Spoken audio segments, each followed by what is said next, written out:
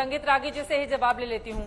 क्या एक प्रोफेसर जो है वो आरएसएस से नहीं जुड़ा रह सकता है, या क्या अगर कोई प्रोफेसर है तो वो किसी और एक नाम से पुकारिए ना, तेरा इतिहास बताने लगेंगे। आपने सवाल खड़े किए हैं अखिलेश जी, ठीक है। बार बार 1925 आप लोग उसी पर निशाना साध रहे हैं।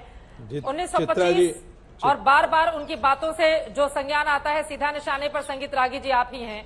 वो कहते हैं आरएसएस के इतिहास के बारे में नहीं बताया गया, इसी वजह से इन लोगों के भीतर बेचैनी ज्यादा है। देखिए चित्रा जी, भारत के समाज और भारतीय राष्ट्रवाद जो है उसका राष्ट्रीय स्वयंसेवक संघ ने हमेशा उसको आगे बढ़ाया है और वही उसका प्रेरणा स्रोत है। संघ और भारतीय राष्ट्रवाद। दिक्कत आ रही है संगीत रागी जी के पास, मैं फौरन जाऊंगी, लेकिन उसके पहले प्रोफेसर प्रेम सिंह जी सीधे आपके पास आते हुए, क्या वास्तव में वर्तमान में जिस तरह की परिस्थिति बनी हुई है उसके मद्देनजर तत्काल इस बात की जरूरत है कि गुलामी के कालखंडों में जितने भी इतिहास लिखे गए हैं सबको रद्दी टोकरी में डाला जाए और नए सिरे से नया इतिहास देखा जाए, जिसमें अपने महापुरुषों के बारे में बताया जाए कि हिंदुस्तान को अगर यहां तक पहुंचाने का काम किसी की ओर से किया गया तो वो हमारे तमाम महापुरुष थे जिनके बारे में बहुत कम लिखा पढ़ा या बताया गया है। क्या वास्तव में वो जरूरत आन पड़ी है जिसका जिक्र प्रधानमंत्री और गृह मंत्री की ओर से किया जा रहा है? जो पूर्व में इतिहास लिखे गए हैं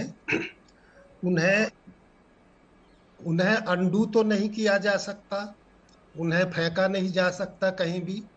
अलबत्ता अगर किसी भी नेता को या विद्वान को ये जरूरत महसूस होती है और वो स्वाभाविक है कि नए तथ्यों के मद्देनजर नया इतिहास लिखा जाए, तो उसके लिए किसी ने किसी को रोका नहीं है। यहाँ जो चर्चा शुरू हुई वो लाचित बोरफुकन साहब के बहाने से शुरू हुई है और हम सब लोग जानते हैं। मैं जब रामजस हॉस्टल में रहता था, आसाम के जो साथी थे, तभी हमें उनका नाम सुनने को मिला था और हमें पता लगा कि वो तो वहां के एक लोक नायक हैं बहुत बड़े। बल्कि जो 70 के दशक में उल्फा नाम का अलगाववादी संगठन अस्तित्व में आया और लगातार अलगाव की बात करता रहा, वो लोग भी ये कहते पाए गए कि हमारी रगों में लाचित का खून बहता है। जो कोई कठिन काम होता है आसाम में, कोई खेल होता है या फुटबॉल होता है, उसमें भी लोग ये मानते हैं कि लाचित बोरफुकन का नाम लेने से हम कठिनाई को पार पा जाएंगे या खेल को जीत जाएंगे। तो ये इतिहास तो मौजूद है। वो एक अच्छे सेनापति थे, अच्छे स्ट्रेटेजिस्ट भी थे, अहोम राजा चक्रध्वज के सेनापति थे और उन्होंने जो औरंगजेब की सेना आई थी लड़ने के लिए, राम सिंह उसके सेनापति थे जो मान सिंह के पुत्र थे। उन्होंने गुरिल्ला युद्ध करके हराया। ये बहुत बड़ी बात थी उस समय। लेकिन ये भी ध्यान थोड़ा सा रखना चाहिए कि जो 13वीं शताब्दी के शुरू से 19वीं शताब्दी के शुरू तक असम में अहोम राज रहा, उसका कोई भारतवर्ष से उस तरह लेना देना नहीं था। अपनी सीमा की सुरक्षाओं के लिए उस समय के लिहाज से वो संघर्ष करते थे, अपनी सारी किलेबंदी करते थे और वो वाजिब भी था उनके लिए।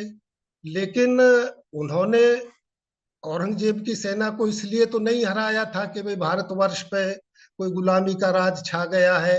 ऐसी बात होती तो अच्छी ही बात होती, लेकिन उन्होंने तो अपनी सीमाएं बचाने के लिए किया था। और लाचित जी जो थे वो एक सेनापति थे।